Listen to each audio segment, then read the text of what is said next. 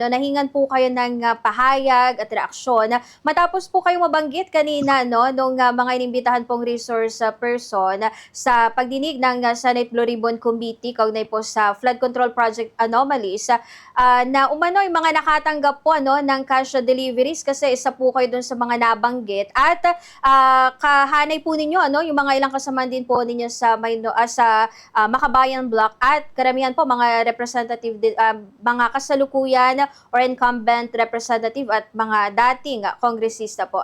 Ayun, any reaction on that po, Ma'am France?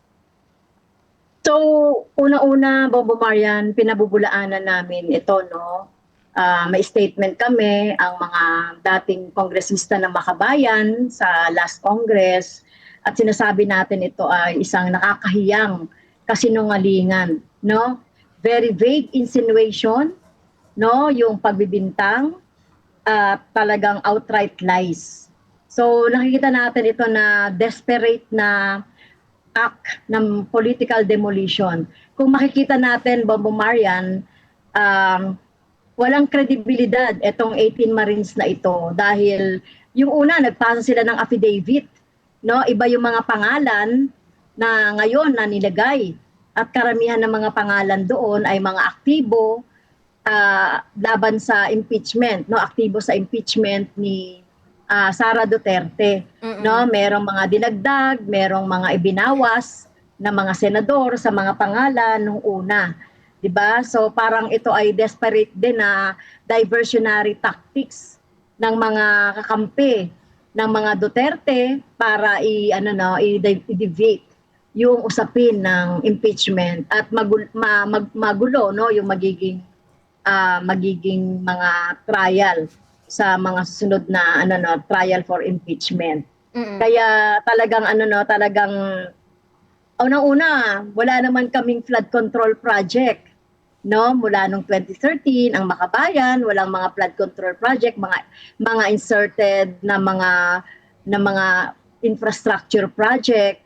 Kaya wala kaming allocables or yung tinatawag na kickbacks. Ako, personally, hindi ako nabigla kasi naisama na nga kami doon sa unang affidavit.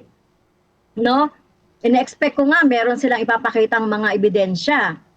No? Ang sinasabi lang nila na frequent daw kami na nakikipag-meeting kay Saldico at paglabas namin doon sa meeting place ay may dala-dala na kami na paper bag.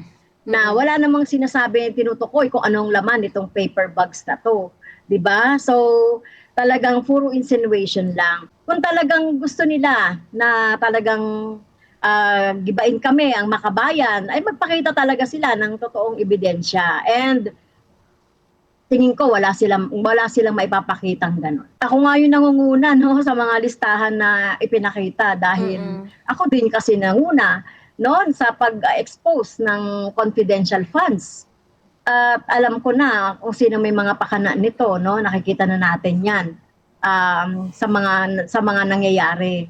Kaya talagang yun nga, gusto nila sirain yung mga kredibilidad namin at magkaroon ito ng sinasabi natin na parang itatarnish yung kredibilidad ng impeachment. Kaya talagang nakakahiya itong ginagawa na ito na pagsasangkot sa lahat ng mga involved or mga aktibo para sa impeachment ni Sara Duterte at syempre yung pagpapanagot sa dating presidente Rodrigo Duterte sa ICC. So naniniwala rin kami na bogus itong hearing na ito, no? At gusto lang talagang mag-create ng talagang paninira no doon sa mga tao mga binanggit nila at naniniwala rin kami na yung ginawa nila na pagpipresenta ng mga ebidensya ay mga bogus din. At alam naman na natin kung sino ngayon yung yung bagong liderato ng Senado. Nag-fail na sila ng 3 araw no na hindi umattend itong mga grupo ni Senator Alan Peter Cayetano. So they failed themselves no na nawala yung kanilang karapatan na ipaglaban yung kanilang liderato. Ngayon ang labanan ngayon ay 12-10.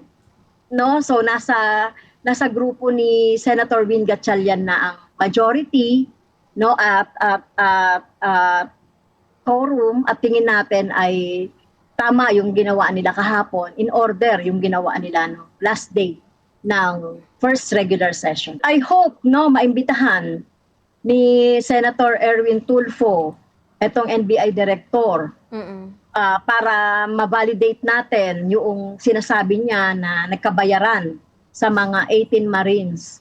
No, magandang makita natin 'yan para mapatunayan natin talaga na walang kredibilidad etong 18 Marines na ito, na walang hinangad kundi magpabayad at syempre no, talagang ano no, talagang desperado itong mga ito na talagang i-demolish yung mga nagsusulong ng conviction ni Sara Duterte.